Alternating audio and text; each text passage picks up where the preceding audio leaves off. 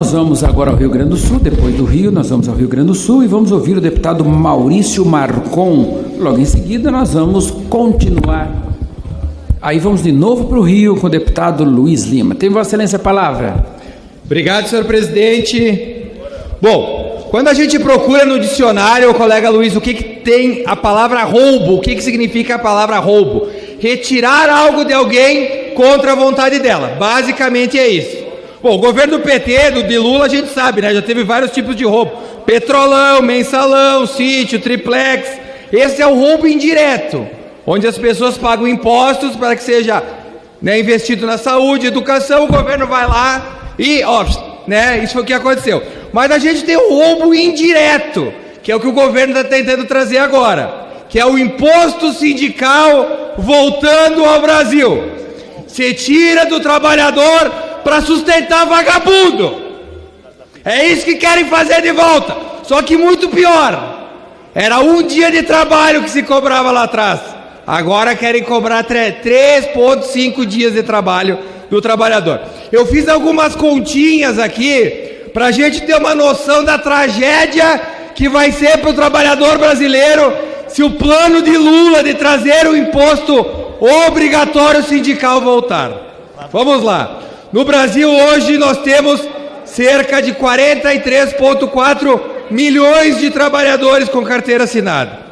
Pela PNAD do IBGE, a renda média é de R$ 2.947. Pelo projeto de Lula, até o seu 13º trabalhador vai entrar na conta do 1% do seu salário que você vai ter que dar para o sindicato. Ou seja, se nós pegarmos só a média, serão arrecadados mais de 16,6 bilhões, B de bola, bilhões de reais que vão ser roubados do seu salário para sustentar vagabundo sindical. Se nós pegarmos um salário médio aqui de R$3.000, por ano você, trabalhador, vai ter que desembolsar quase R$400 para sustentar vagabundo. Se a gente pegar do salário mínimo, você que trabalha, que ganha um salário mínimo, o seu prejuízo anual vai ser de incríveis R$172. É o governo Robin Hood às avessas. Retira do trabalhador e dá para os ricos, que são, por muitos anos, os sindicalistas desse país, acostumados com champanhe caro, viagens caras. Aliás, colega Luiz, colega Crisóstomos, vocês de 2017 para agora sentiram alguma perda? Que os sindicatos não têm mais dinheiro, o trabalhador perdeu alguma coisa? Nada. Sabe quem perdeu? Os vagabundos que viviam nas costas dos outros. Obrigado, senhor presidente. Ok, depois o deputado Maurício Marcon, lá do Rio Grande do Sul. Agora nós vamos novamente ao Rio de Janeiro com o deputado Luiz Lima. Deputado Luiz Lima, e quando o deputado vai à tribuna, o deputado Silas Câmara, lá do Amazonas, também está solicitando um minuto. Vamos ouvi-lo. Senhor presidente, a Marinha proibiu a navegação nos rios do Amazonas durante a noite. Esse é um sinal de que nós estamos com a luz vermelha para o tempo de estiagem, ou seja, os rios estão esvaziando. No Rio Juruá já tem problema muito pior do que no Rio Solimões, etc. Então, cravo, senhor presidente, aqui, nesse meu pronunciamento, a necessidade do governo federal ficar atento às necessidades dos municípios lá da nossa região, do Amazonas, e que, inclusive, o Ministério da Defesa, com Marinha, Aeronáutica, possa dar o suporte de logística para que os municípios não passem, nesse período de estiagem, necessidade da falta de gás, de combustível, de alimentação, de medicação, porque nesse momento é um momento realmente dramático na vida desses municípios. Peço, portanto, ao governo federal que vá em socorro através do MDR, do Ministério do Desenvolvimento Regional, Defesa Civil, Ministério da Defesa, e que o próprio governo do estado do Amazonas, nosso governador Wilson Lima, que tem muita sensibilidade, possa dar uma atenção nesse momento dramático dos municípios e do povo ribeirinho do estado do Amazonas. Peço a Vossa Excelência que seja divulgado na Voz do Brasil e nos órgãos de imprensa dessa casa.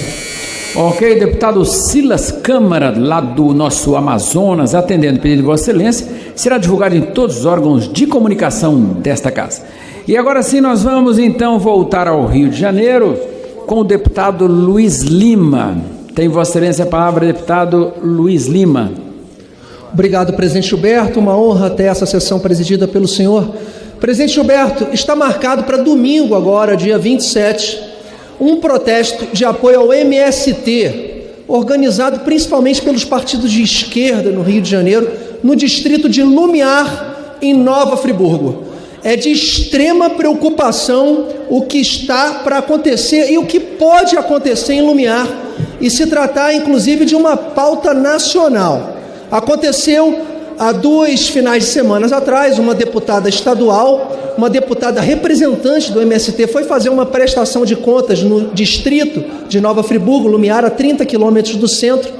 Não foi bem recebida porque o povo teme, o povo tem medo de um movimento sem CNPJ que cria e aplica suas próprias leis, e tem uma extensão aqui de acontecimentos que eu vou relatar, eu separei algumas só.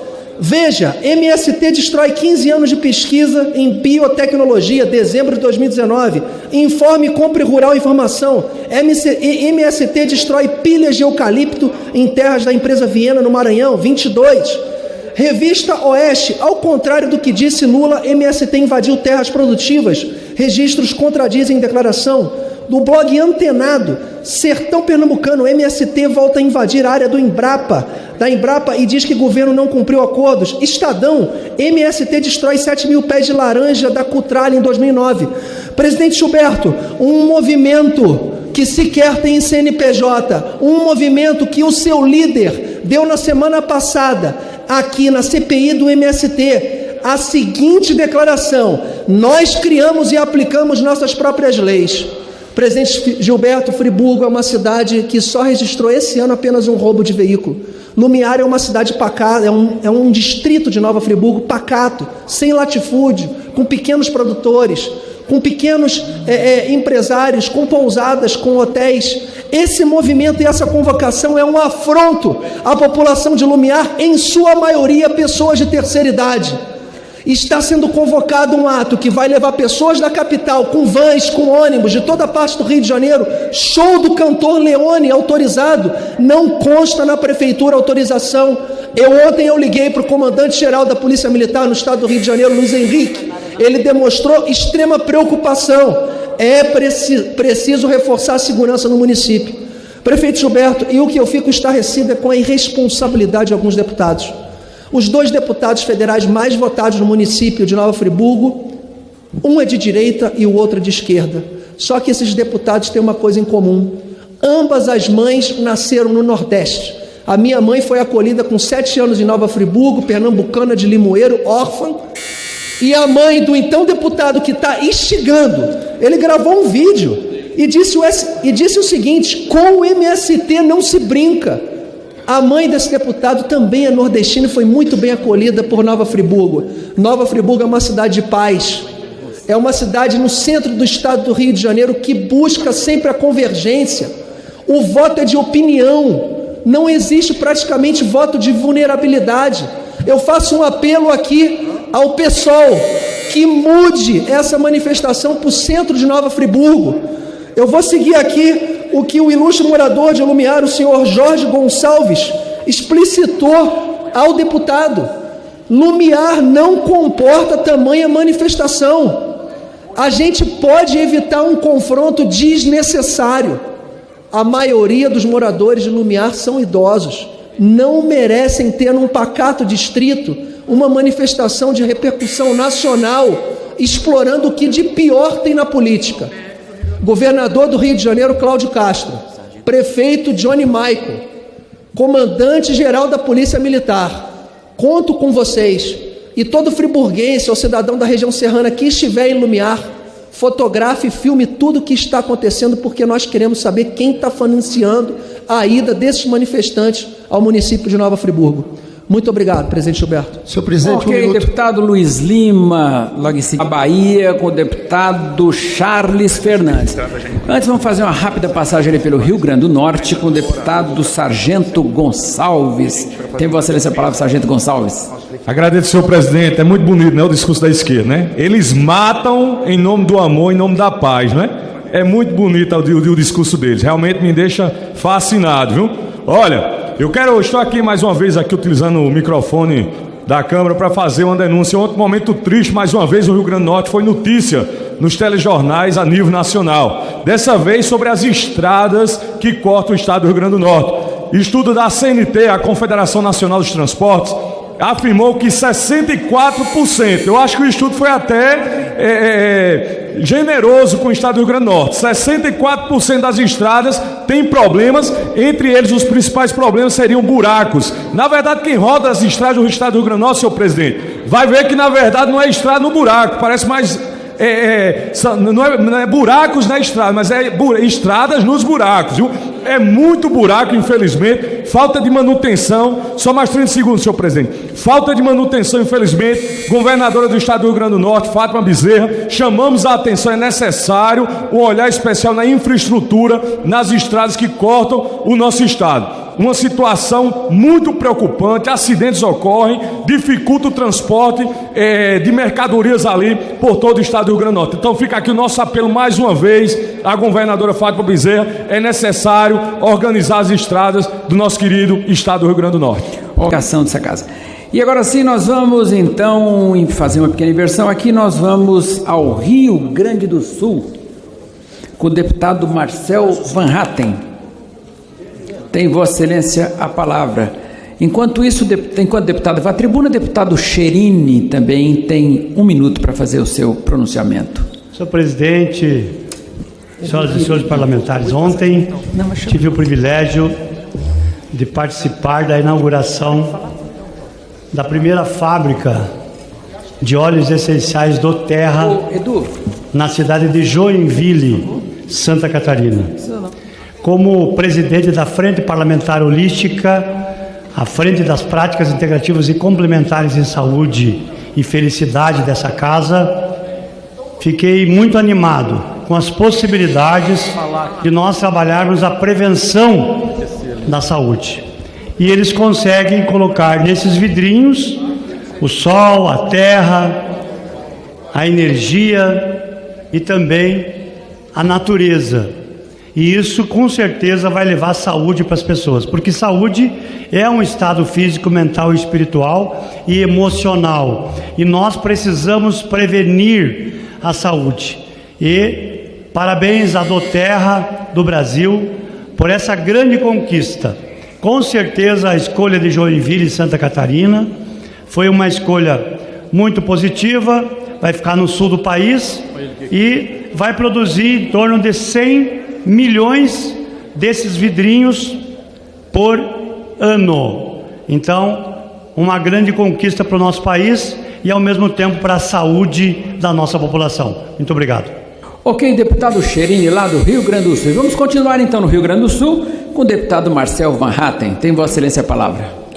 Senhor presidente, caros colegas parlamentares, essa tribuna nessa tarde de terça-feira, 22 de agosto de 2023, para lamentar aquilo que eu tenho sentido hoje em grande parte da população brasileira, que é uma apatia, que é um desconforto tão grande com as notícias que vêm da política, seja do Supremo Tribunal Federal, que hoje é uma corte política, seja do Poder Executivo, seja mesmo do Parlamento da República. Há um desconforto tão grande da cidadania brasileira que muitos simplesmente não assistem mais noticiário, não acompanham mais o rádio, não querem nem participar no WhatsApp, por exemplo, de grupos que tratem do tema político. Isso é muito ruim, senhor presidente. E esta apatia, este silêncio, que inclusive está sendo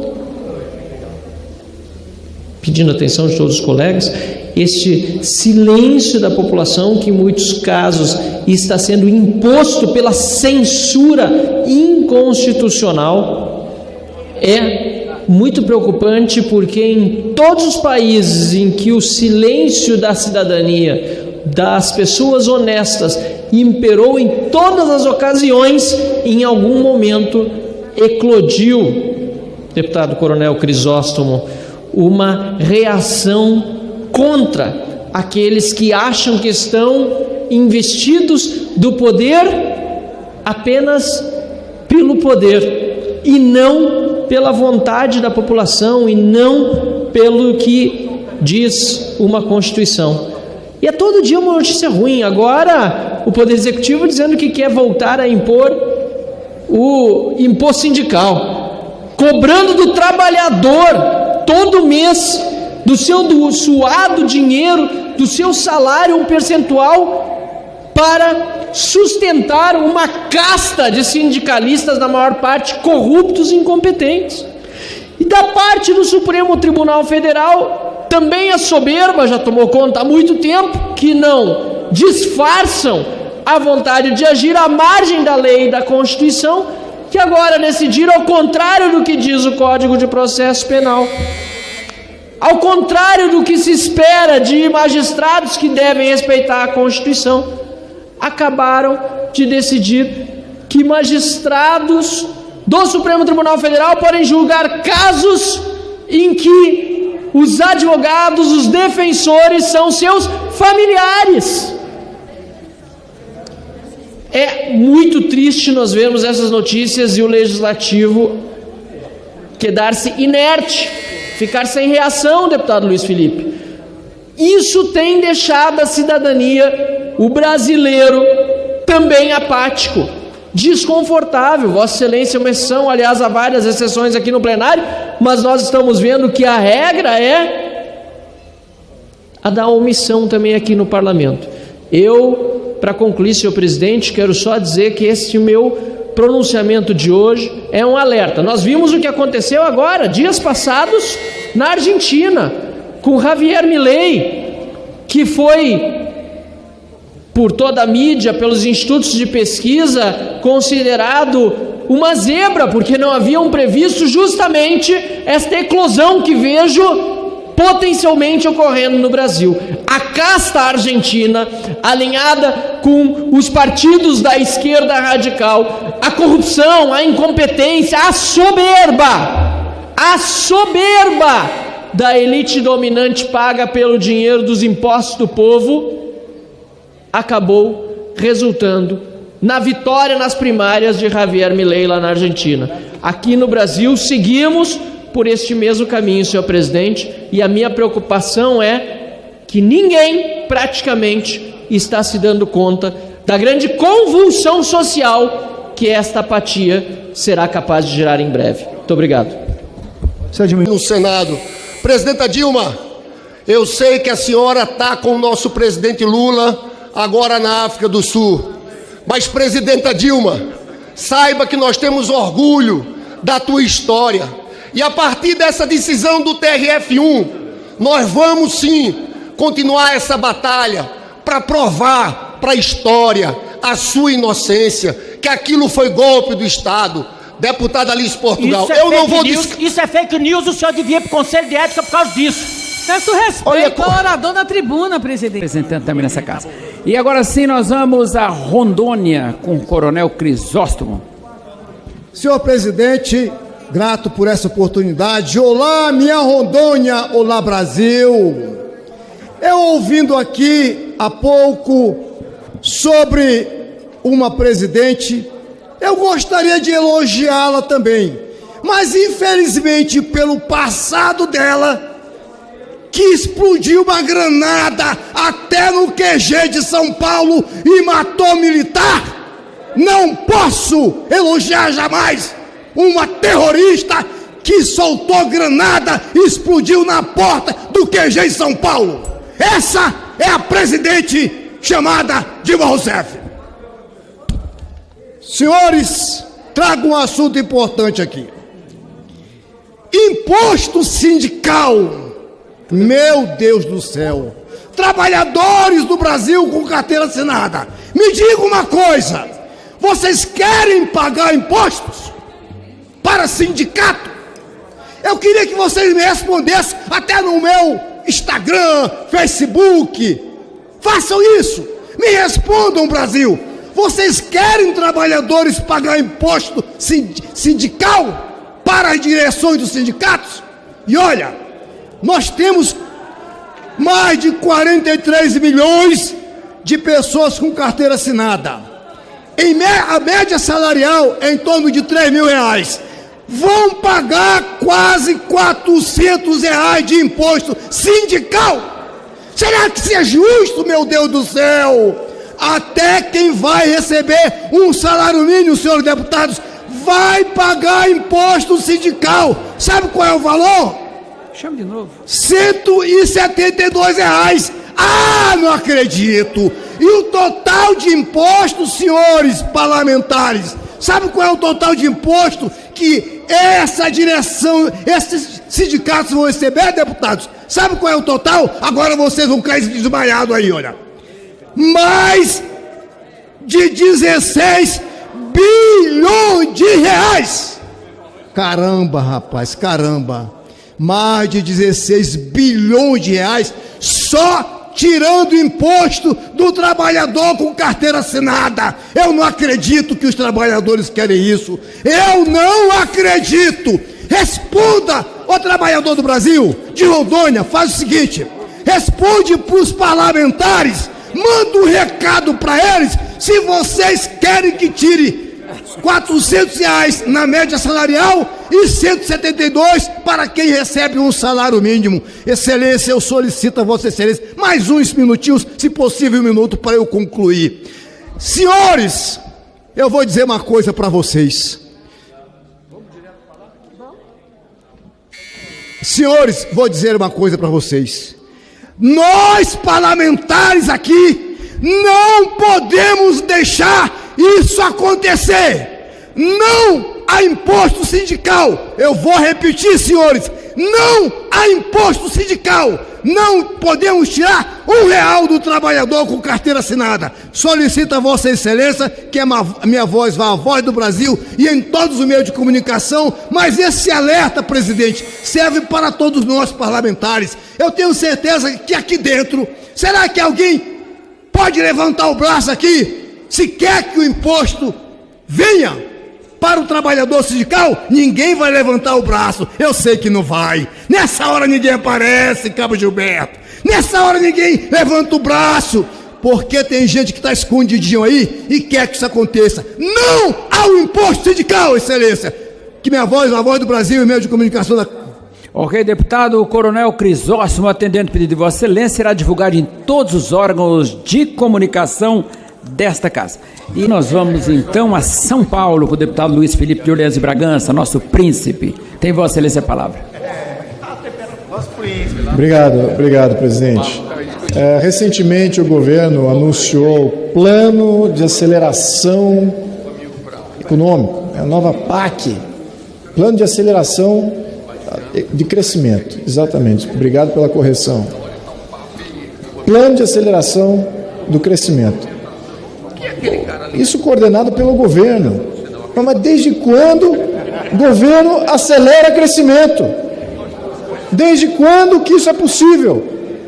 De uma maneira sustentável? Nunca. O que estamos fazendo aqui é uma repetição dos grandes erros do passado. Ter o governo coordenando um plano de crescimento. Mas que bobagem! Mas que bobagem, uma falácia entregar a esse governo o poder de acelerar crescimento. Não é o governo que acelera crescimento, é a livre iniciativa que acelera crescimento. Ela sim que tem o dote de fazer um bom julgamento dos bons investimentos, de medir exatamente o quanto e aonde investir. Mas o que esses governos fazem? Esse governo cria um ambiente regulatório impossível para a livre iniciativa tomar iniciativa. Eu sei disso. Então aí cabe a esses planos nacionais virem para salvar a pátria. E quem é que vem salvar a pátria? um governo desqualificado, com precedente de corrupção massivo, para coordenar crescimento com quem? Com empresas amigas. É isso que vai acontecer? Aí a contrapartida, cadê o nosso legislativo para monitorar esses investimentos do governo? As alocações do governo certamente vão ser erradas, certamente. Quem é que lembra dos elefantes brancos, das Olimpíadas, dos Jogos Olímpicos, das milhares de obras inacabadas no Brasil? Isso é governo, acionando a economia, incentivando arbitrariamente, desproporcionalmente, errando, não cumprindo regra. E claro, um monte de obra inacabada, elefantes brancos. É para isso que está servindo esse plano de aceleração do crescimento do governo. Uma falácia.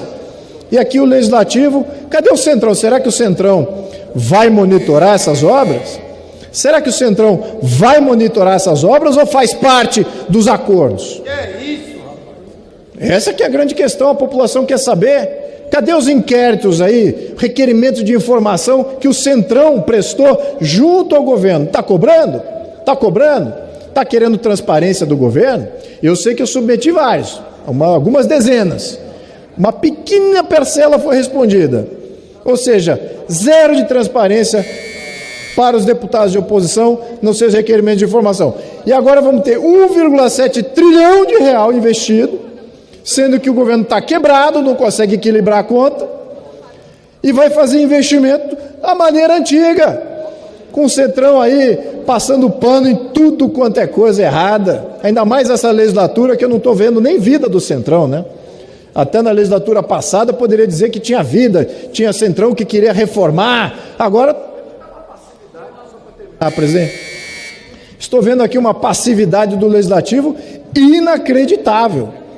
Muito bem, meus amigos, a população precisa se levantar contra a imobilidade dos parlamentares, contra esses planos do governo que sempre foram do governo. O governo não tem culpa, ele sempre planejou fazer isso. Esse é o modus operandi desse tipo de governo. Intervenção, intervenção, intervenção. Fazer plano, fazer plano, fazer plano. Apadrinhar as empresas amigas. Mais 10 segundos. Não podemos retroceder no avanço à transparência, no avanço à justiça, no avanço a ter um legislativo mais forte. Estamos retrocedendo com esse legislativo passivo e com um recorde de investimento na mão de um governo corrupto. Meus amigos, precisamos nos levantar. Muito obrigado, presidente e colegas. Deputado Luiz Felipe de Orleans e Bragança, o nosso príncipe lá de São Paulo. E agora nós vamos à Bahia. Deputado Rogério Correia. Deputado Rogério Correia deu uma pequena saída, mas então vamos ao deputado Eduardo Bolsonaro de São Paulo. Quando o deputado vai à tribuna, deputado Cabo Gilberto Silva havia pedido um minuto. Deputado Bongás, daqui a pouquinho, Vossa Excelência, daqui mais 2 deputados, é Vossa Excelência, ok? Então vamos, deputado Gilberto Cabo, por favor. Senhor presidente, muito grave o que o governo Lula quer fazer com o trabalhador brasileiro. Já não basta, o país está sangrando a cada dia com as suas políticas econômicas. E agora ele já articula para mandar a esta casa uma proposta para voltar a escravizar o trabalhador brasileiro, senhor presidente, com a volta do imposto sindical obrigatória. Isso é um retrocesso enorme para o governo Lula, que diz defender a democracia, mas age assim, desta forma, nos bastidores. Isso é para a população brasileira entender de uma vez por todas que o papel do parlamento, dos deputados e senadores é lutar contra essas aberrações. Foi extinto em 2017 e o governo quer voltar a meter a mão no suado dinheiro do contribuinte, senhor presidente. Retrocesso que nós não iremos permitir. Espero que o parlamento, os partidos de centro, que é que verdadeiramente manda nesta casa, não aprove esse retrocesso para prejudicar a população brasileira, e em especial quem trabalha, quem sustenta o Brasil, acordando cedo, ser obrigado a voltar de forma nefasta a contribuir com os sindicatos. Muito obrigado, senhor presidente. Antes de chegar em São Paulo novamente, hoje eu quero apresentar com muita alegria aqui também nosso sempre senador Chiquinho Escorcho, lá do nosso Maranhão. Sinta-se bem nessa casa, casa sempre sua, meu querido sempre senador Chiquinho Escorcho. Agora sim, São Paulo com o deputado Eduardo Bolsonaro. Senhor presidente, o que eu vou falar aqui diz respeito a todo mundo que trabalha. Se você que está me assistindo, você trabalha, chegou a hora da picanha do PT para você. Para não dizer que é fake news de site bolsonarista, extremista, ultradireitista, eu vou usar uma plataforma muito isenta aqui chamada Jornal O Globo, que traz hoje aqui, prezado Maurício, assessoria oficial do governo, bem lembrado, Cabo Gilberto, exatamente. Ministério do Trabalho quer novo imposto sindical obrigatório de até o triplo do extinto. A galera tá com fome, né? O dinheiro ficou no bolso do trabalhador, que é quem trabalha e rala, né? E eles agora querem reverter essa situação dando retroativo, porque 3 vezes mais é para tirar o pessoal que tá, as bernes que estavam lá na vaca, a vaca estava magra no tempo do Bolsonaro, né? Os bernezinhos já não conseguiam mais chupar ali o suor do trabalhador. E vejam só, em 2017, prezado Maurício do vôlei de Minas Gerais, enquanto a contribuição sindical era obrigatória, os sindicatos arrecadavam 3 bilhões e 600 milhões de reais todos os anos, prezado deputado Medeiros. Quando passou a ser obrigatório, ou seja, paga quem quer, houve uma queda de 98% da contribuição sindical. O pessoal estava passando fome com apenas 68 milhões de reais todos os anos. Mas o governo do PT é o governo da democracia. A gente não pode esquecer isso, capitão Humberto Neto. É tudo com muito amor e muita democracia. Disse aqui o ministro do Trabalho, Luiz Marinho, né? Abre aspas. Não existe mais imposto sindical obrigatório, mas uma democracia precisa ter um sindicato forte. O que está em debate é criar uma contribuição negociável. Se o sindicato está prestando um serviço, possibilitando o aumento salarial, é justo que o trabalhador não sindicalizado pague a contribuição. Se ele não aceitar pagar a taxa, é só ir à Assembleia e votar contra, disse o nosso querido Luiz Marinho. É só ir na Assembleia e votar contra. Qual o problema nisso, né? Aquelas assembleias maravilhosas, com muita democracia, né? Os companheiros lá, certamente ouvindo bolsonaristas, num debate franco, em meio à nossa democracia. É só você falar que você não quer pagar o imposto. Qual o problema? O ministro só esqueceu de falar uma coisa, e se ele falar que é mentira, ele está se contrapondo ao jornal O Globo.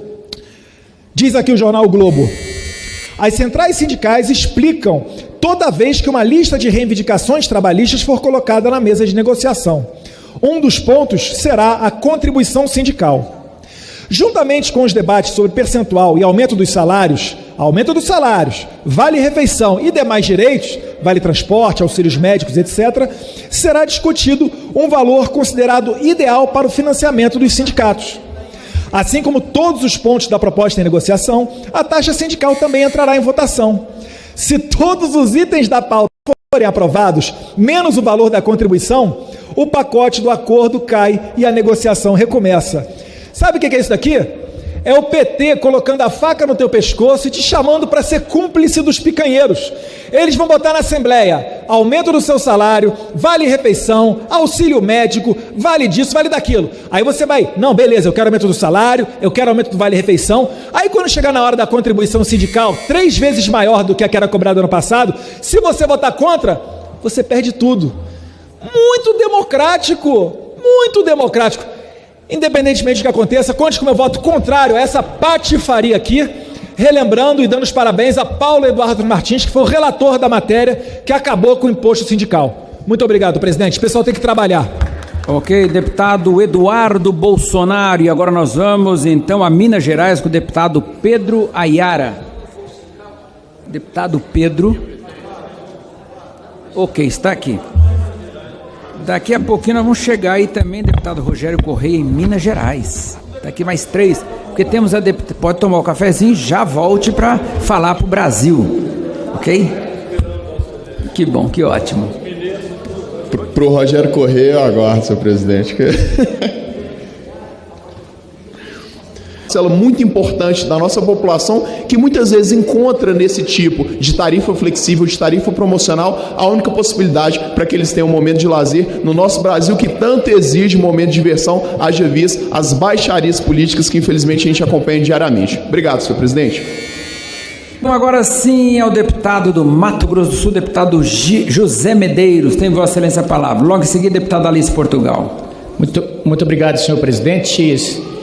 Parabenizando a todos os congressistas que participaram dia 12 e 13 de agosto de 2023 nos Estados Unidos, em Boston, de um congresso conservador, e me mandaram uma carta, senhor presidente, para que eu pudesse ler aqui no Parlamento Brasileiro. Carta de Framingham, Massachusetts, Declaração aos Povos do Mundo. O corpo político é um pacto social pelo qual todo povo entra em aliança com cada indivíduo e cada indivíduo com todo o povo, sendo todos regidos por certas leis para o bem comum. É dever do povo, portanto, ao elaborar uma constituição de governo, prever um modo justo de produzir leis, bem como uma interpretação imparcial e uma execução fiel delas, para que cada homem possa em todos os momentos encontrar nelas a sua segurança. Isso é uma declaração feita na Constituição do Estado de Massachusetts em 1780, uma das mais antigas cartas magnas ainda em vigor no planeta. Os membros e participantes reunidos no 2º Congresso Conservador Brasil e Estados Unidos, realizado no Hillbrook Church, cidade de Framingham, Massachusetts, nos dias 12 e 13 de agosto de 2013, decidiram criar e aprovar esta declaração com base nos seguintes termos. 1. Todos os indivíduos têm direitos essenciais reconhecidos por diversos tratados, especialmente as constituições formadas em países de base republicana e democrática, como o Brasil e os Estados Unidos da América. Dentre os direitos essenciais estão relacionados à vida, à liberdade, à propriedade e ao direito a cada indivíduo de buscar sua própria felicidade de modo independente na convivência social da qual emerge a prosperidade coletiva. 3. Tais direitos naturais são garantidos no ordenamento jurídico nacional e internacional, conforme citado no primeiro item desta declaração. O Estado de Direito decorrente da soma das vontades gerais do povo na Constituição, do respectivo ordenamento legislativo e de seu estrito cumprimento, de maneira a não permitir que nenhum indivíduo esteja acima da lei. Repito, nenhum indivíduo esteja acima da lei, ainda que formalmente legitimado no serviço público. Tal preceito fundamental que garante a paz e a justiça social jamais deve ser subvertido pela desertificação das leis e substituída pela discricionariedade de servidores públicos, subjugando indivíduos à sua vontade, violando sua autonomia e soberania, fatores que resultam no totalitarismo e na desgraça do caos social. Os participantes desse congresso reconhecem que os direitos essenciais, dentre estes a preservação do Estado de Direito, não foram devidamente vigiados pela sociedade brasileira.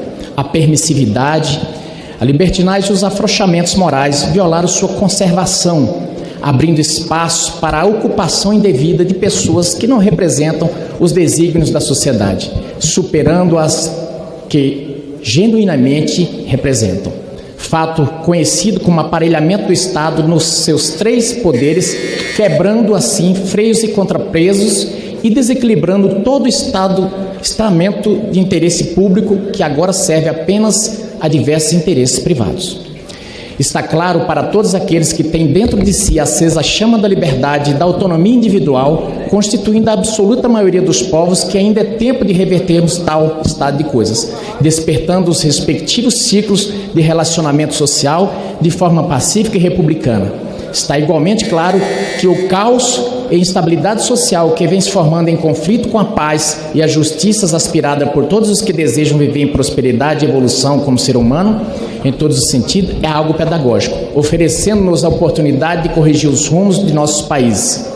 Tal oportunidade se reveste das providências inexcusáveis de protagonizarmos como povo, titulares exclusivos do poder concedido temporariamente e limitadamente a servidores públicos, tendo como prioridade absoluta o resgate moral e legal do processo eleitoral, devolvendo-nos o direito inalienável à apuração pública dos votos físicos ao final de cada pleito, na própria sessão eleitoral, sem o qual democracia não existe, senão como farsa. Finalizando, é também inexorável revermos a estrutura da organização federativa, hoje excessivamente centrada no governo federal, colocando em risco direitos descritos dessa declaração.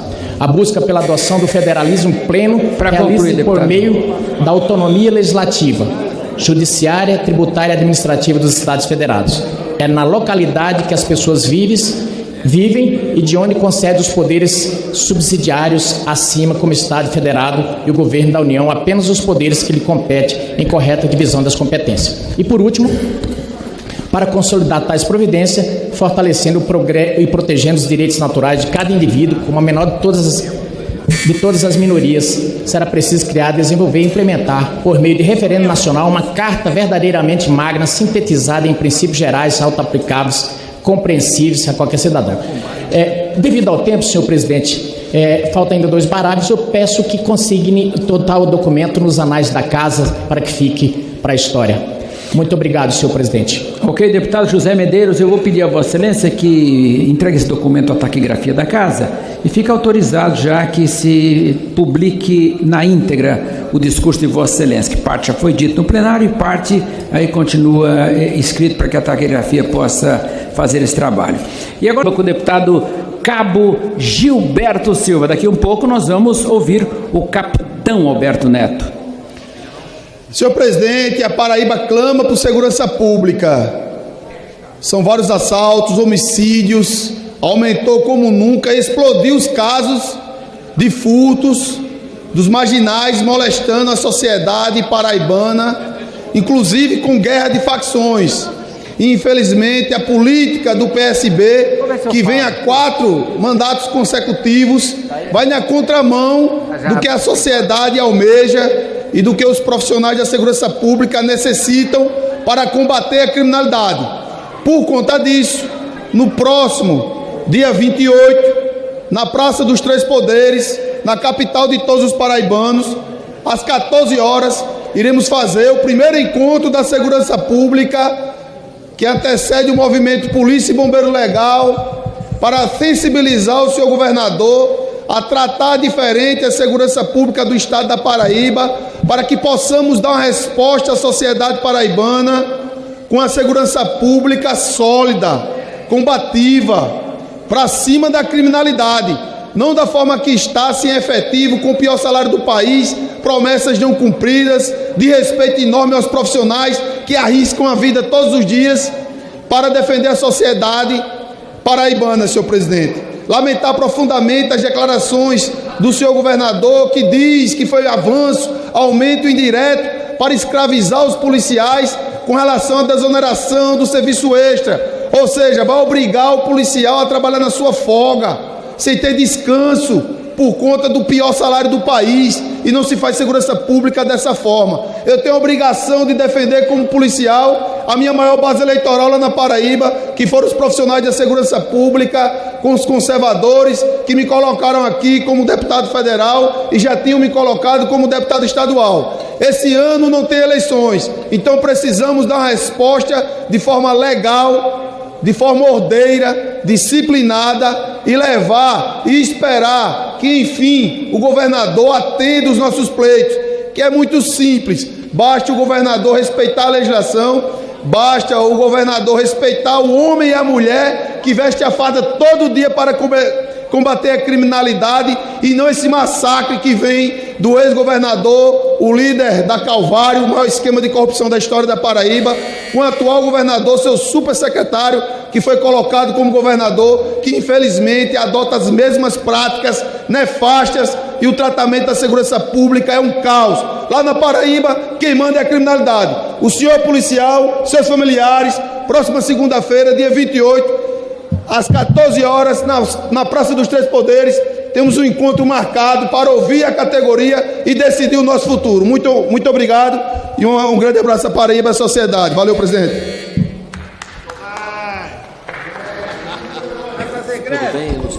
Ok, deputado Cabo Gilberto Silva. E agora sim nós vamos ao capitão Alberto Neto, logo depois Lucas Ramos de Pernambuco. Obrigado, presidente. Senhores, vivemos num governo novo, mas com ideias velhas. O ministro Luiz Marinho decidiu que nós tínhamos que retornar com o imposto sindical. E não bastava só retornar com o imposto sindical, esse imposto tinha que vir 3 vezes maior. É esse governo que quer arrecadar, que quer escravizar o trabalhador brasileiro. Só para que o nosso povo tenha ideia, só no Brasil são mais de 16 mil sindicatos. Isso é 125 vezes mais do que os Estados Unidos. Só a arrecadação em 2016, antes dele acabar, os sindicatos arrecadaram 3,5 bilhões. Se voltar o imposto 3 vezes maior, com o aumento do número de trabalhadores, essa arrecadação vai para 16 bilhões. Isso é um verdadeiro retrocesso. Governo novo com ideias velhas. Governo novo com ideias velhas, que é o governo do Lula, agora está querendo tabelar mais uma vez os juros dos consignados, baixando de maneira artificial. Sabe qual vai ser o resultado disso? O ministro Carlos Lupe tentou fazer isso uns meses atrás. Sabe o que aconteceu? Os bancos decidiram não fazer mais o crédito consignado para os aposentados. O resultado, os aposentados, de maneira cruel, o ministro Carlos Lupe, foi empurrado para um crédito predatório de 25% ao mês. Se você quer regular o juro, vamos regular os juros altos desse crédito aberto, que é um verdadeiro absurdo, é um verdadeiro crime de agiotagem legalizada nesse país. Governo novo com ideias velhas, também aplicando juros artificiais nos combustíveis. Está faltando diesel, agora teve que aumentar o preço. O governo está perdido. Governo novo com ideias velhas, quer retornar o PAC, o mesmo PAC que no passado foi alvo de diversos crimes de corrupção. Governo novo com ideias velhas, não quer fazer o nosso país prosperar. Não sai a BR-319, não colocou no PAC a exploração de petróleo na foz do Amazonas, não quer liberar, enquanto a exploração de petróleo está deixando o povo do norte à míngua, passando fome. Nós temos os piores índices de desenvolvimento humano do Brasil. Governo novo com ideias velhas. Vamos então agora a São Paulo com o deputado Marco Feliciano. Senhor presidente, senhoras... Depois deputado Joséildo. Deputado Marco Feliciano tem a palavra. Esperando ligar aqui o reloginho, pronto. Senhor presidente, senhoras e senhores deputados, Brasil que nos assiste através da TV Câmara. Nós tivemos hoje pela manhã uma reunião com um grupo de parlamentares somados ao presidente e à relatora da CPMI dos atos de 8 de janeiro. A reunião foi muito tensa, simplesmente pelo motivo de que o presidente tentou ali uma composição a respeito dos requerimentos que seriam votados agora à tarde. A reunião acabou sendo cancelada e eu explico aqui o motivo. O motivo é que o governo que não queria a CPMI sequestrou a CPMI. O governo que não queria antes apoiar a CPMI dos atos de 8 de janeiro acabou colocando a sua maioria ali dentro. E é claro que, havendo requerimentos, e se formos para os votos, nós vamos perder todos os requerimentos que a oposição acabe apresentando ali. Então o presidente Arthur Maia tentou, de muito bom grado, uma composição. Mas não tem como compor, senhor presidente, com a senadora e com os deputados do governo que ali estão, porque simplesmente eles querem desfocar o alvo correto da CPMI, que deveria ser aqui nós avaliarmos se houve ou não omissão nos atos de 8 de janeiro, se houve ou não facilitação nos atos de 8 de janeiro. Eles simplesmente estão acabando com o escopo da CPMI. Agora enveredaram pelo lado de falar das joias, de convocar as pessoas das joias. Levaram um hacker semana passada lá, que no princípio não estava nos nossos convites, e o hacker, que é um mentiroso quanto mais, um cidadão condenado, acabou falando mais asneiras, e as asneiras foram tomadas pela senadora, e apresentou a senadora Elisiane Elisiane Gama hoje, mas uma série de convocações esdrúxulas, convocações que não fazem sentido, quebra de telefone, quebra de sigilo bancário de todo mundo. Se começarmos a fazer isso, daqui a pouco isso vai esbarrar em nós, inclusive pedindo a quebra de telefone, a quebra de sigilo bancário de parlamentares que são colegas nossos daqui. Eu, inclusive, fiz um pedido à senadora para que ela fosse um pouco justa, que antes de fizer qualquer quebra de sigilo bancário ou telefônico de algum parlamentar aqui dessa nossa casa, que antes fizesse um convite para que o parlamentar fosse lá e pudesse falar, pudesse expor, pudesse pelo menos se defender. E aí sim, havendo dúvidas, então uma quebra de sigilo bancário ou coisas mais. Se fizer isso com todo mundo, daqui a pouco ninguém mais estará livre. O governo que aí está, como eu disse, sequestrou a CPMI, e tudo que eles fazem é convocar pessoas que estão no entorno do presidente Jair Messias Bolsonaro. Só há uma intenção: a intenção é desmerecer, é fazer sangrar o presidente Jair Messias Bolsonaro, é colocar um rótulo de criminoso em alguém que é honesto. Faltar-me tempo aqui, deputado Jordi, para falar aqui sobre essa questão das joias, de alguém que devolveu 11 containers, pelo menos dizem que devolveu, pelo menos levou, não sei se devolveu, mais de 9 mil presentes. Alguém que fez um discurso na UNE, lá na União Nacional dos Estudantes, com um relógio Piaget de quase 90 mil reais. Alguém que levou uma espada de ouro cravejada de rubis. Isso é notório, basta dar um Google na internet e aí pegar e apontar para o presidente Jair Messias Bolsonaro. Tudo isso está virando algo muito horrível. Essa CPMI de 8 de janeiro tem tudo para virar pizza ou pior, incriminarem pessoas inocentes. Que o Brasil saiba disso, que o Brasil se levante. Nós estamos ali num grupo pequeno, mas estamos fazendo a nossa parte por um Brasil mais justo e melhor. Muito obrigado, senhor presidente. Ok, deputado Marco Feliciano. Então, vou fazer... Um minuto, Marco Feliciano, de São Paulo.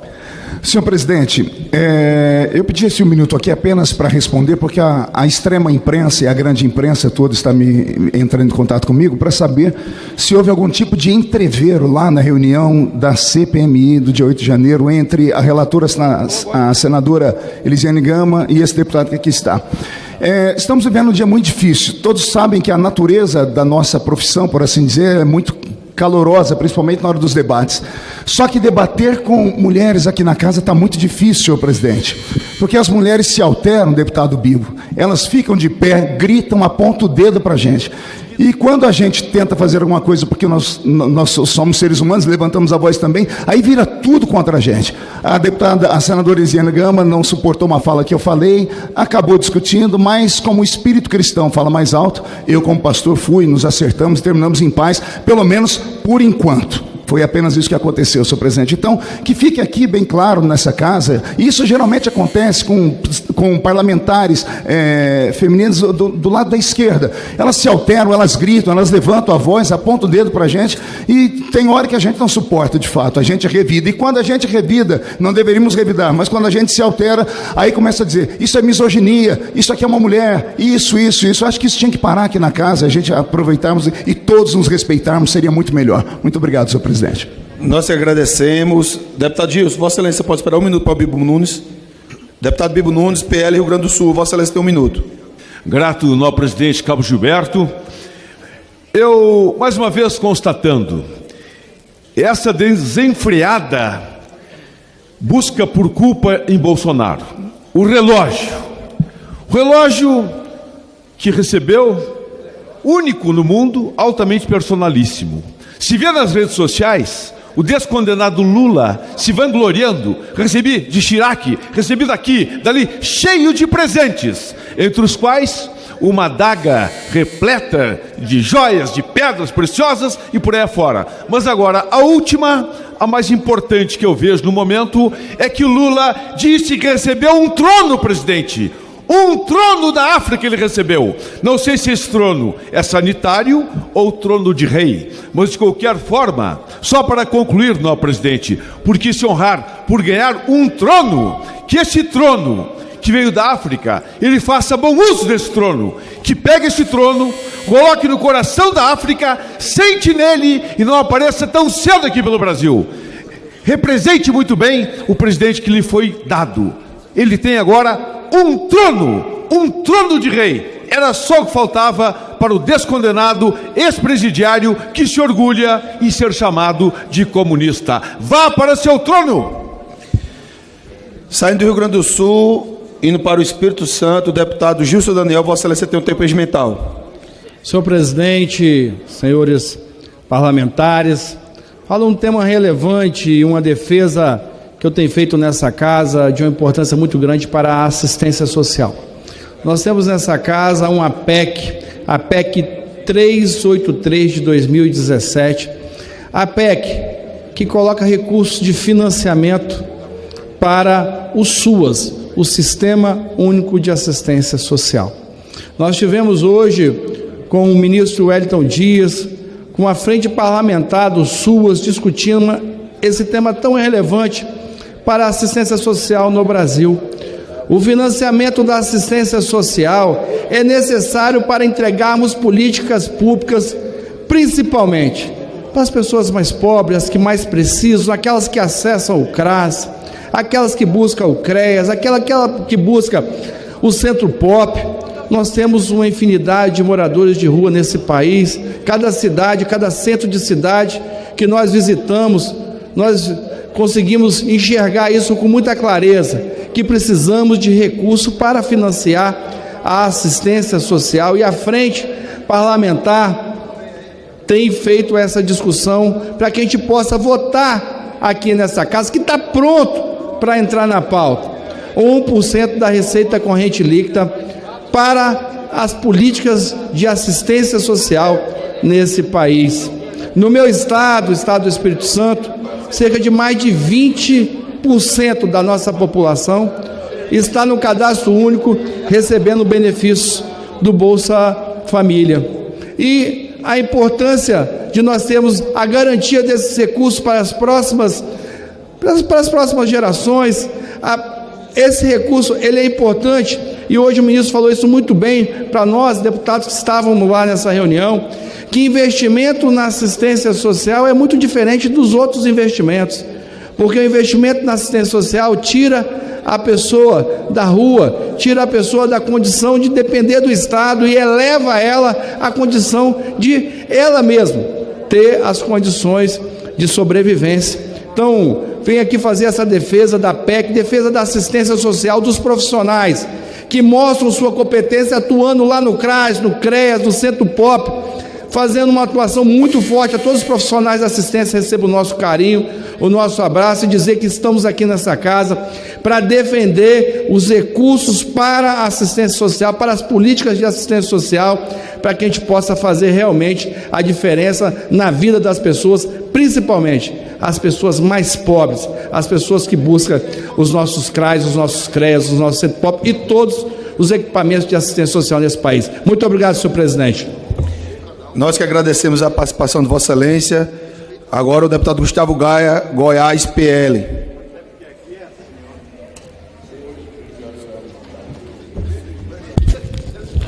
Obrigado, presidente. Vamos lá, caros amigos, mais uma semana legislativa iniciando.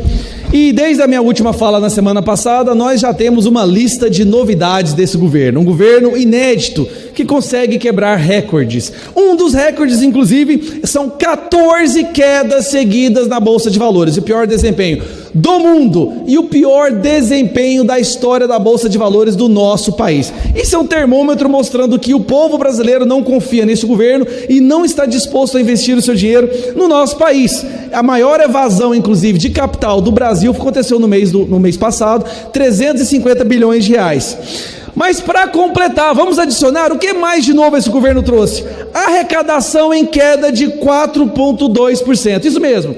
Esse governo que está aumentando impostos, deputado Jordi, conseguiu a façanha de mesmo aumentando impostos, arrecadar menos dinheiro. A arrecadação é maior, inclusive, do que o mês de julho de 2020, quando nós tivemos uma queda brusca devido à pandemia. Sabe o que isso quer dizer, caros colegas? Que esse governo está causando um estrago maior ao nosso país do que a pandemia, que mandou fechar todos os estabelecimentos, as escolas e nos trancar dentro de nossas casas. Para completar, está faltando diesel, exatamente, tentando controlar na canetada o preço do diesel, começou a faltar diesel e agora em Minas Gerais está faltando até mesmo a gasolina que inclusive acabou de aumentar né, os preços, porque a Petrobras não conseguia mais segurar de forma artificial para esconder o estrago que esse governo está fazendo na estatal. E aí, vamos coletar, vamos arrancar mais dinheiro do povo trabalhador, eles decidem incluir agora o novo imposto sindical. Só que é diferente dessa vez. Esse novo imposto sindical é só 3 vezes maior do que o imposto sindical que nós conseguimos cancelar lá em 2019. Ou seja, você, trabalhador, que ganha um salário mínimo, vai pagar para aquele grupo de pessoas que nunca fizeram nada a seu favor, apenas para fazer a militância do PT, R$ 176.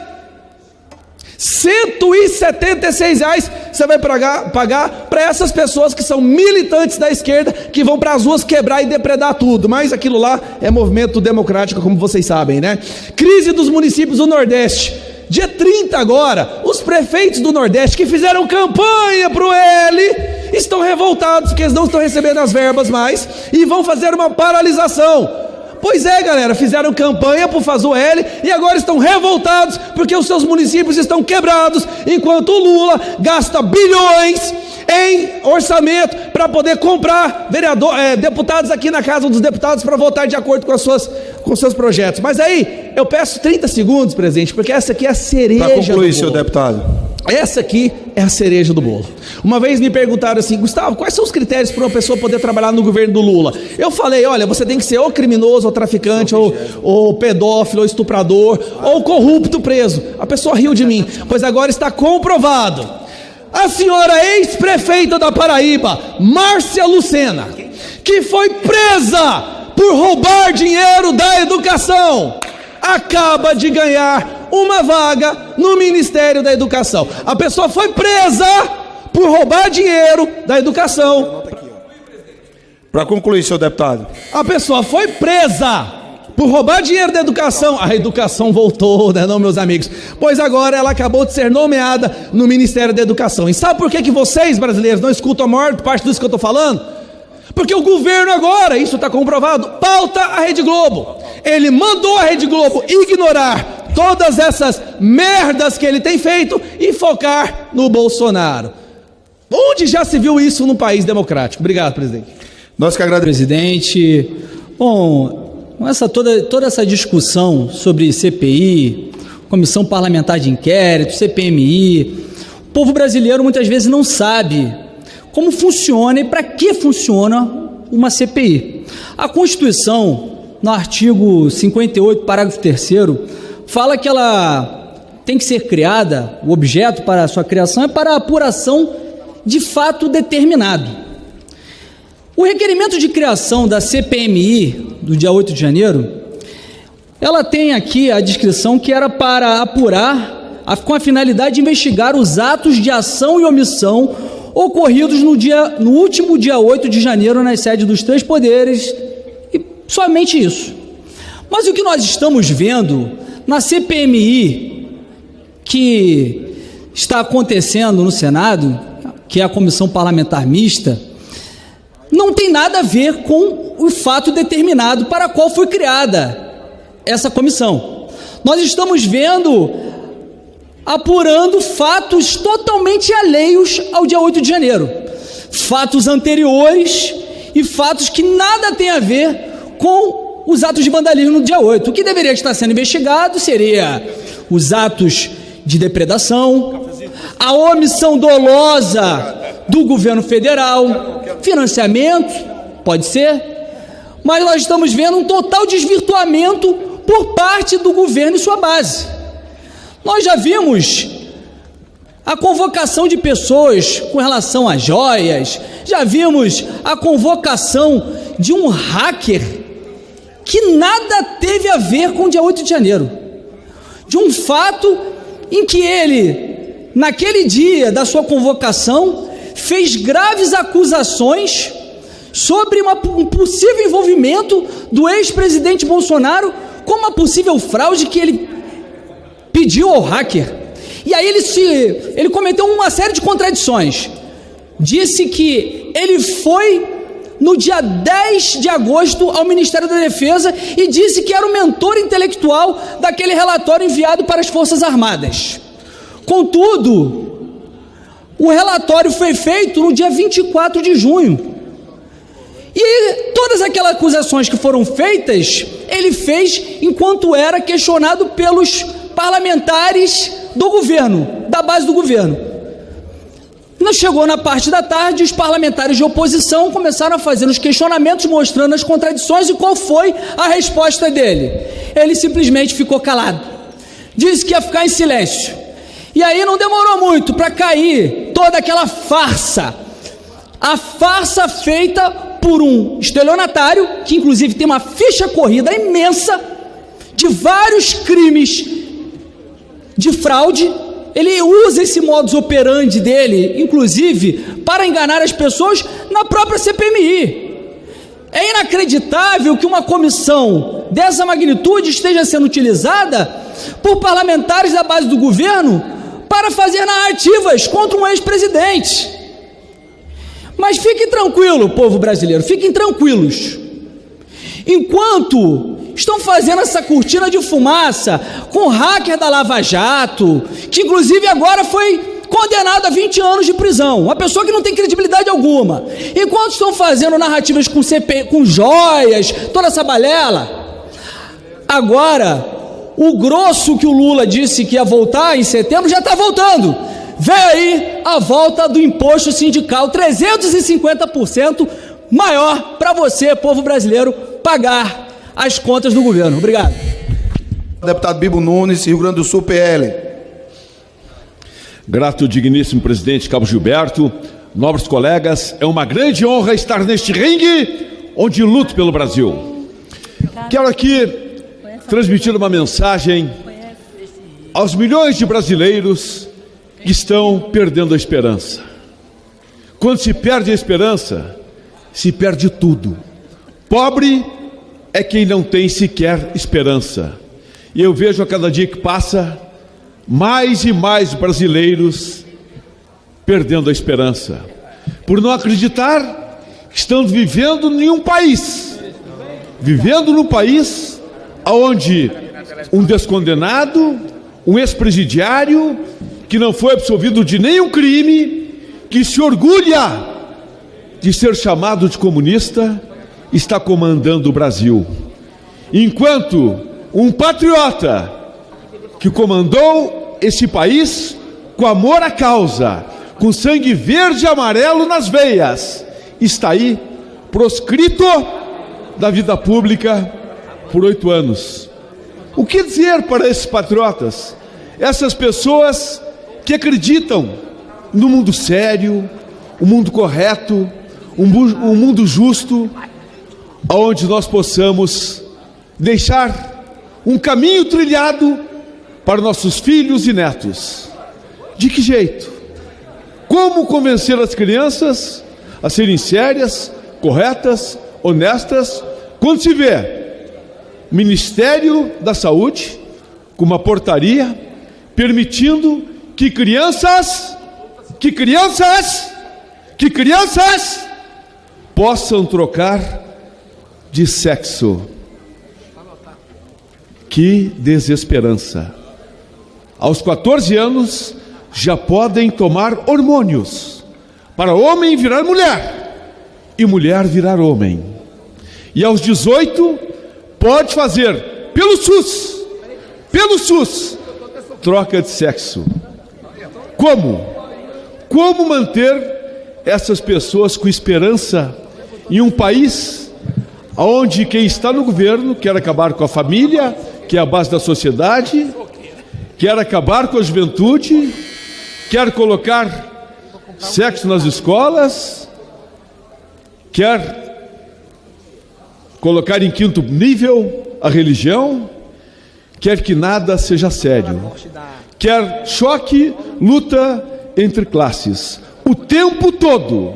Para concluir, não, presidente, choque de classes, o tempo todo, gordo contra magro, negro contra branco, baixo contra alto. Essa é uma tática comunista, muito antiga e muito conhecida, que eu já desmascarei várias vezes. Esta tática comunista de chame-o do que você é.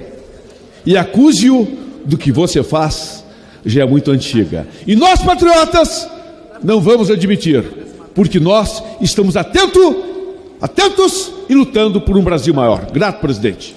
Nós que agradecemos. Senhora presidente, o presidente Lula venceu as eleições prometendo taxar os mais ricos, mas os primeiros 2 impostos que você tem na administração petista é sobre compra de pobre, compra online, na China, Shopee e por aí vai, e no trabalhador mais pobre, que é a contribuição sindical obrigatória, voltando aí, pagando 3 a 4 vezes mais do que o trabalhador pagava antes. Enquanto a população mais pobre é taxada, enquanto a população mais pobre paga mais imposto para que o Haddad consiga cumprir a sua meta, cobrando mais em vez de cortar na carne, em vez de cortar os gastos, o presidente da República viaja o mundo em hotéis de luxo, compra sofá com um controle, eu nem sei como é que funciona um sofá com um controle para você ajustar o que quer que seja, compra cama de mais de 60 mil reais, vive uma vida de luxo e ainda tem a coragem de dizer que se não comprasse imóveis de luxo, o Palácio do Alvorada estaria inabitável. O que está se tornando inabitável é o país. Obrigada, deputado. Vamos manter só 1 minuto mesmo para a gente poder dar agilidade aos inscritos. Deputado Fraga, Vossa Excelência tem 1 minuto também. Obrigado, presidente. Eu quero aqui externar a minha preocupação e, ao mesmo tempo, indignação com esse assunto da descriminalização das drogas. Eu quero chamar a atenção os senhores deputados, pais e mães do PT, que não permitam que isso aconteça. Nós não podemos ficar calados vendo o que vai acontecer. Quando querem definir até que 60 gramas é o tolerado. 60 gramas, deputado Bibo, dá 60 baseados. Quer dizer, o seu filho vai para uma escola com uma sacolinha com 60 baseados e na polícia não vai poder fazer nada. Eu não sei onde é que esse Supremo Federal está com a cabeça, porque é o fim das nossas crianças, é o fim da nossa juventude que vai poder usar a droga e até mesmo vender, partilhar com os coleguinhas na escola. Que conste nos anais da casa e na Voz do Brasil. Obrigado, presidente. Está deferida a sua solicitação, deputado Fraga. Com a palavra o deputado Neto. Deputado Senhora Neto. presidenta, queria aqui chamar a atenção de um tema que me preocupa muito, que é a atenção básica de saúde. E eu tiro por minha cidade de 620 mil habitantes, Feira de Santana, tem mais, porque tem muita população flutuante na cidade. E o que nós estamos assistindo é uma catástrofe na falta de investimentos do gestor municipal, já vem de longe, desde o ex-gestor, na saúde básica. Senhora presidenta, eu fui em vários distritos nos últimos 20 dias, fui em 4 distritos, e nesses 4 distritos onde eu perguntei se as mulheres tinham feito preventivo, e nenhuma dessas mulheres eu via afirmação positiva. As mulheres dos distritos sem preventivo.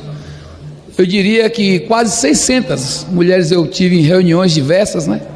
2 fizeram preventivo. Mas isso não é só o preventivo, é a atenção básica ambulatorial, medicamental, que faz com que as pessoas não sejam cuidadas em suas casas, em suas comunidades, não acham consultas, e com isso, senhora presidenta, o que acontece? Os hospitais sobrecarregados. A alta complexidade, aí não falta dinheiro, em alguns municípios. Eles priorizam a alta complexidade, mas não dão vazão, nem importância à atenção básica. Não respeitam agentes comunitários e de endemias, como acontece em Feira de Santana, e não constrói nenhum diálogo para cuidar das pessoas antes que elas piorem e procurem um atendimento de urgência, emergência ou um hospital geral, como no caso da minha cidade, o Hospital Geral Clériston Andrade. Trouxe esse tema para que nós, deputados e deputadas, possam entender a importância de termos percentual do que se remete para a saúde dentro da aplicação da atenção básica. Esse debate nós temos que fazer.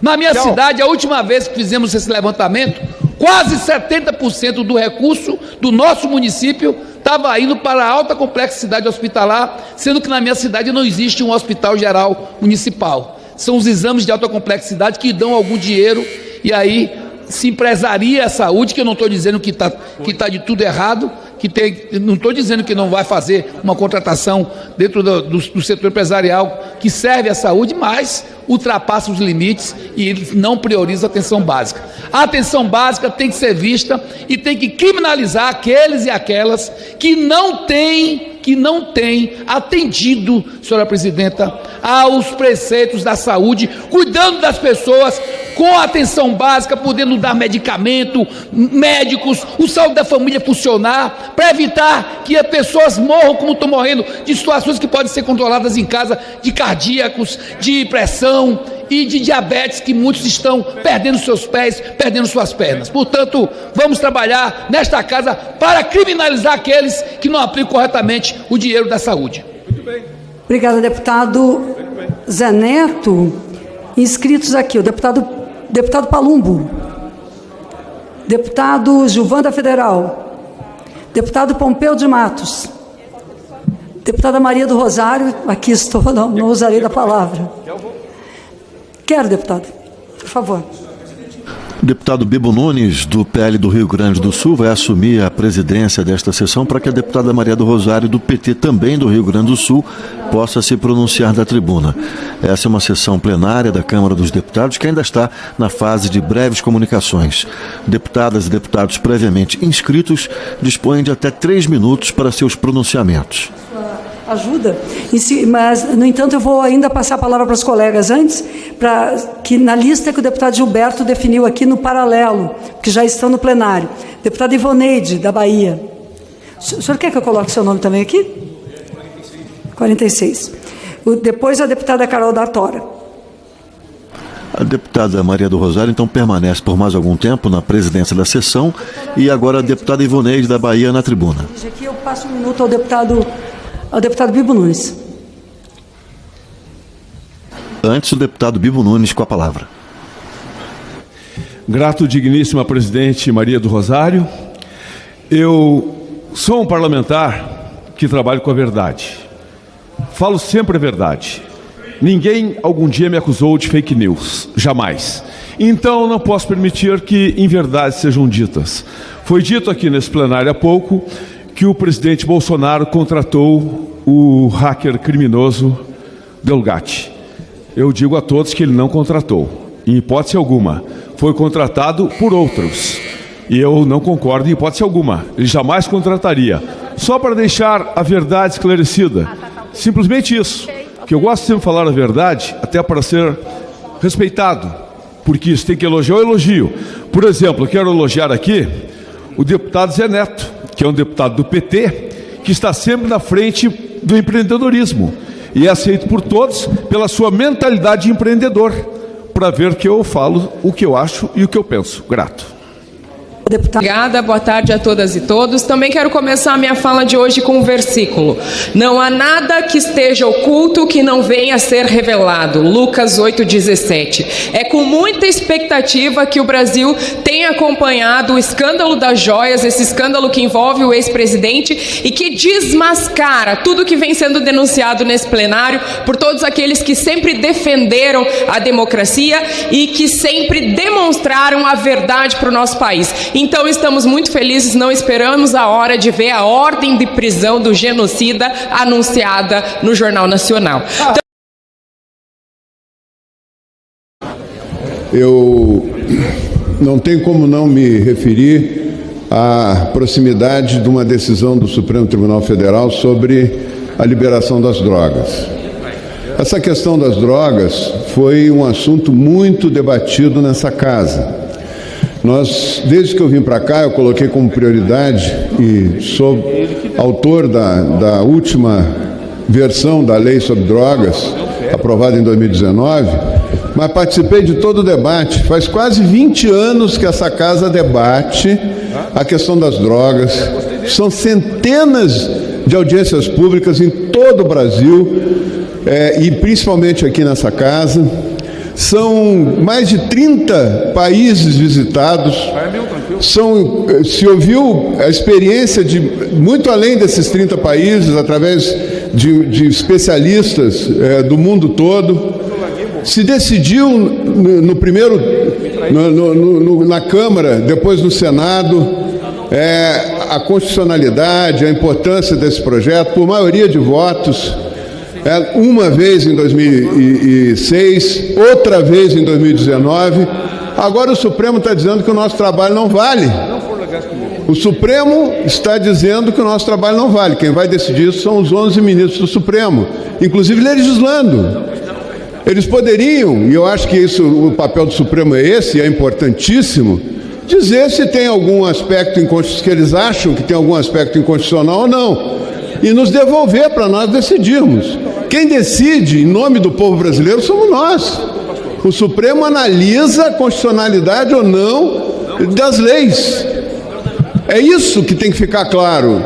Quando o Supremo legisla, quando o Supremo define que não vai ser mais o artigo 28, mas vai ser a questão da maconha, que não vai ser mais liberal, não vai ser a questão da quantidade de droga portada, que tem que esvaziar os presídios. Quando o Supremo vai nesse nível, ele está invadindo a ação do Congresso Nacional. E quem disse isso não sou eu, não fui eu só. Tem o presidente do Supremo, do Congresso Nacional, dizendo isso. O senador Rodrigo Pacheco fez, inclusive, uma audiência pública, fez uma discussão, um debate no plenário do Senado na última quinta-feira, se posicionando todos os especialistas de alto nível, com experiência única em tratamento dependente químico, com doutorado de Londres, com experiência da Unifesp, das pesquisas feitas, Dr. Ronaldo Laranjeira e outros,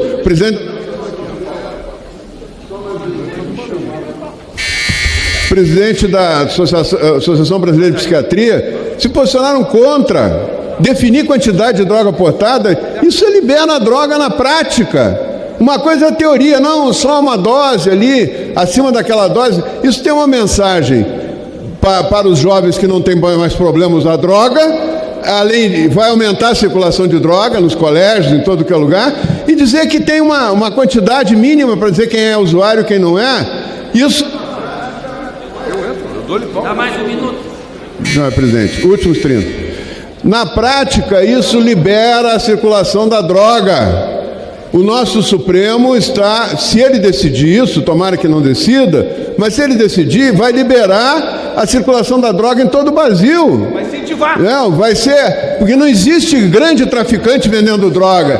Toda droga é vendida pelo pequeno traficante e não vai andar com mais do que aquela dose que é permitida pelo Supremo. É isso que vai acontecer? É assim?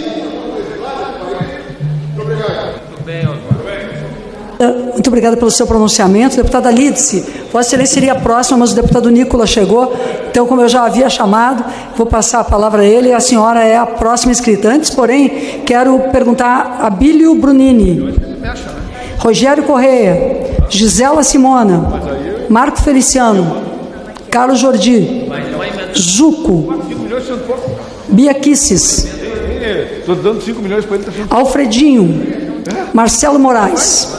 Na lista oficial aqui, o próximo será o capitão Alden. Pediria já que o senhor ficasse. Então nós teremos a deputada Lídice e depois o senhor, deputado Alden. Agora o deputado Nicolas. Muito obrigado, presidente. Vou pedir para o deputado Charles assumir aqui. Boa tarde a todos os deputados. Quero trazer aqui uma notícia, de que amanhã o STF retoma o julgamento sobre a liberação das drogas, basicamente aí dando a possibilidade de uma pessoa portar até 60 gramas de maconha.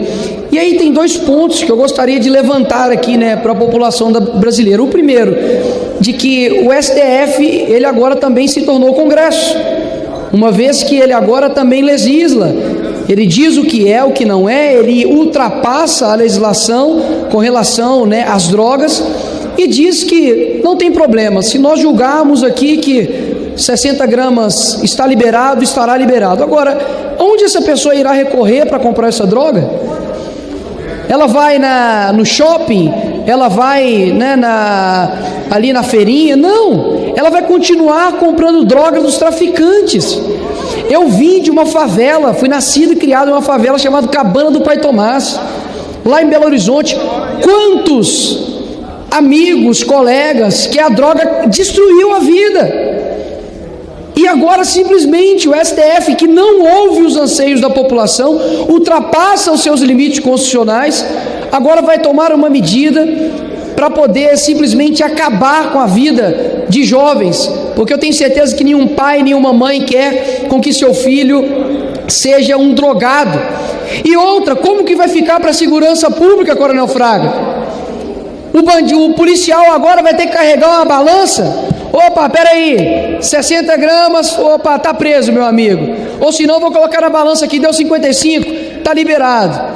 Enquanto isso, nós temos, né, nós temos aí facções criminosas atuando no nosso país e só estão comprando arma, fuzil, né, explodindo o banco, matando pessoas, tendo força porque alguém financia, horas. No filme lá, né, do Tropa de Elite, quando o Capitão Nascimento pega lá um maconheiro e fala: olha, você financia isso aqui. Eu tenho certeza que 95% da população acredita nessa cena, que de fato o cara só consegue ali comprar uma arma, só consegue ali, né, continuar ali dando respaldo ao tráfico, porque tem quem financie, quem patrocine isso.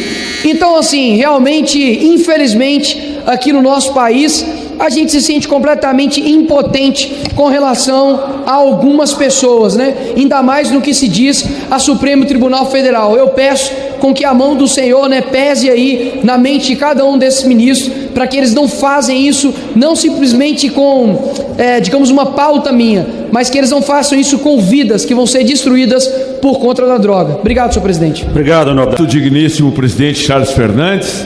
Eu só queria esclarecer aqui a verdade, que, como disse a deputada que antecedeu, sem dúvida alguma, o presidente recebeu o marginal, é verdade, recebeu, foi levado a ele.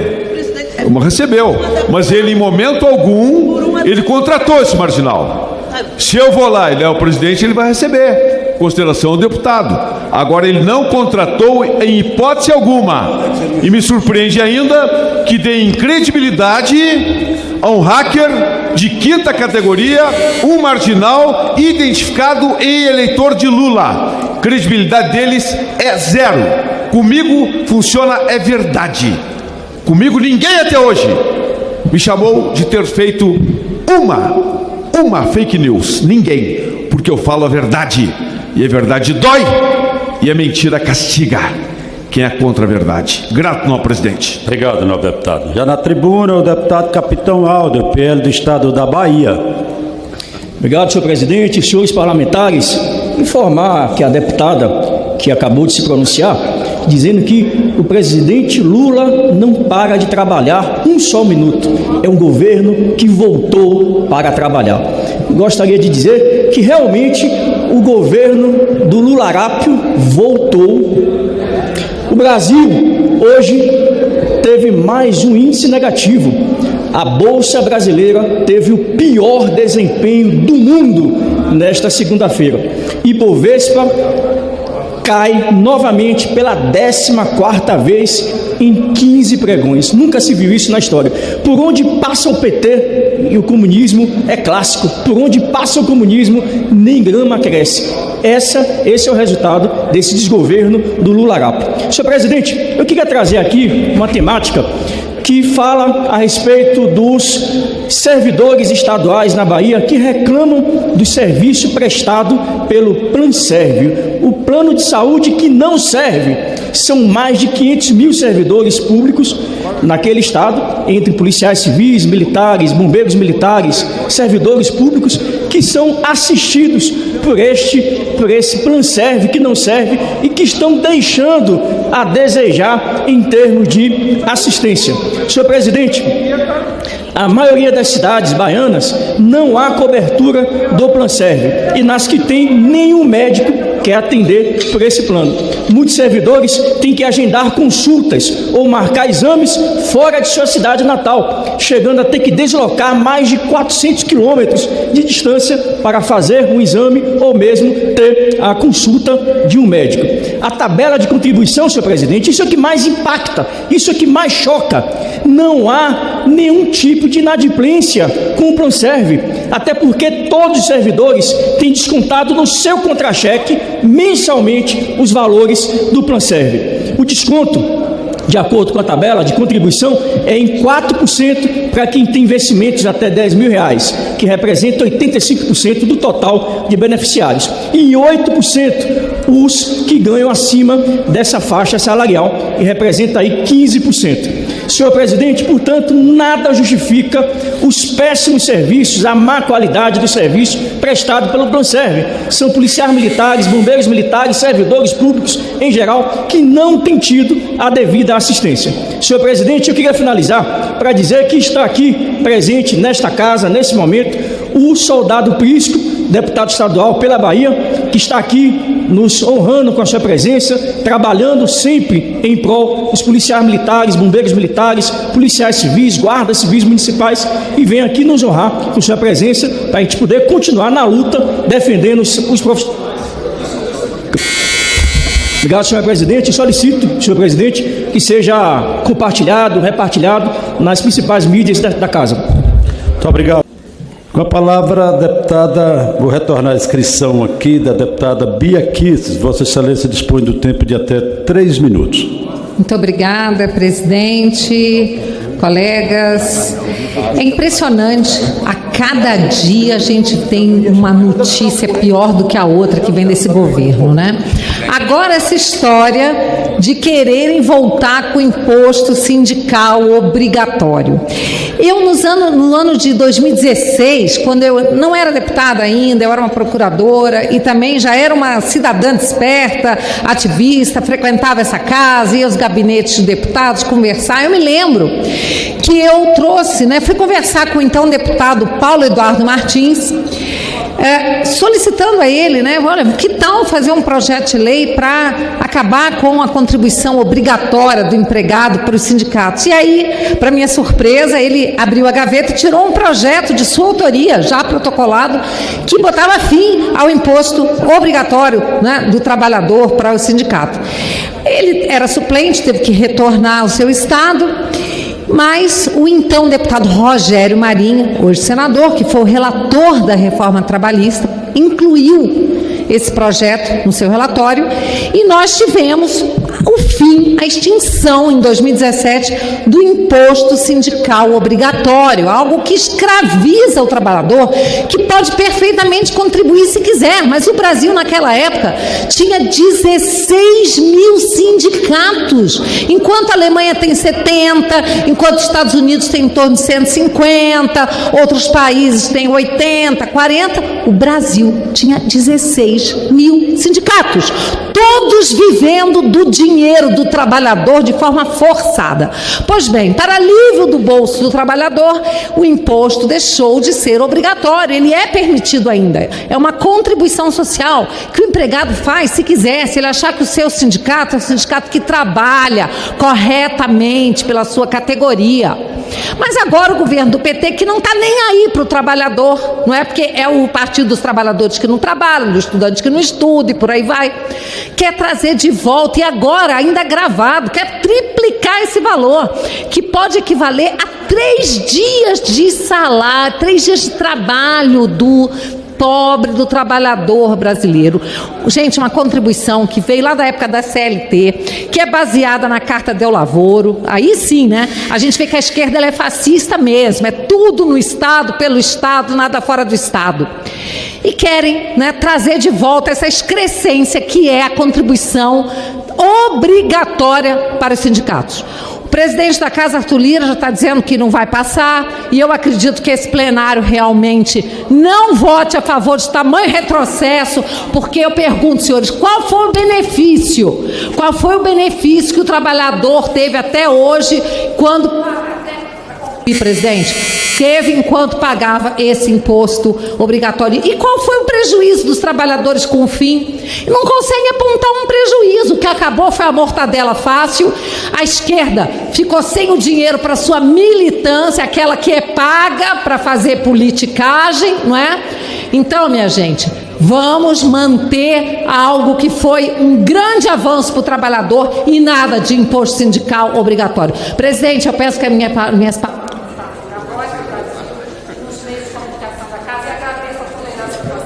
Muito obrigado, nobre deputada. Será atendido o pedido de Vossa Excelência para divulgação de todos os meios de comunicação da Casa. Tribuna. Muito obrigada, presidente Pompeu. E aí, presidente, tudo bem? Caros colegas, tem uma notícia no jornal aqui que até me arrepiou. Saudade, você. E que muitas pessoas têm falado. A notícia é: Ministério do Trabalho quer novo imposto sindical obrigatório de até o triplo do extinto. Isso realmente, assim, é uma coisa vexatória. Eu acho, inclusive, que o Partido dos Trabalhadores deveria chamar Partido dos Sindicatos, não Partido do Trabalhador. Porque, segundo essa proposta que vem do Executivo, que foi feito por um grupo de trabalho, os trabalhadores teriam desconto de até 1% do seu rendimento anual. 1%, isso quer dizer e equivale a 3 dias e meio de trabalho descontados de forma compulsória para sustentar e irrigar sindicatos.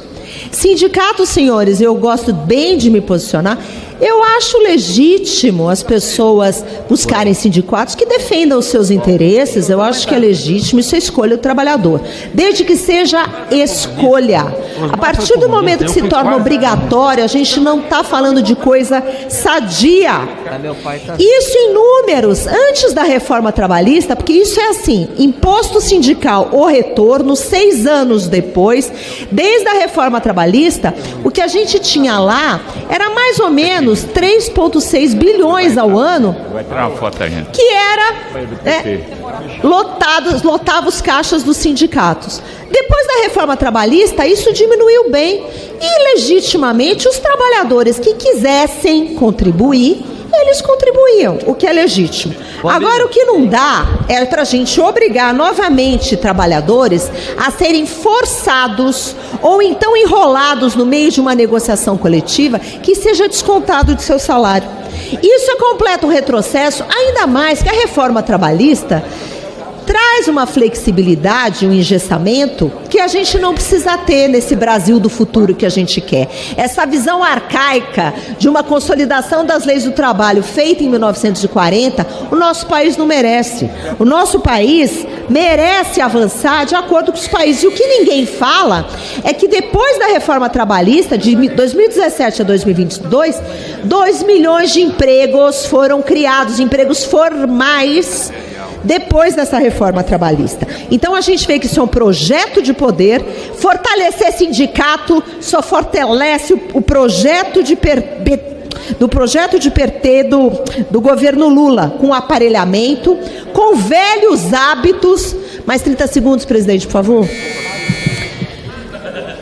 Fortalecer sindicato só fortalece o projeto de poder do governo Lula, por meio de aparelhamento, por meio, de novo, de colocar cargo em ministério, empresas estatais, aqueles velhos amigos e aquelas velhas práticas.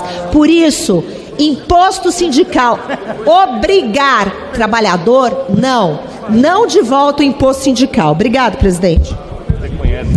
Muito obrigado, deputada Adriana Ventura. Próxima inscrição, Célia Chacriabá, não está presente. Deputado Sidney Leite, enquanto deputado vai à tribuna. Estou aqui, senhor deputado, senhor presidente.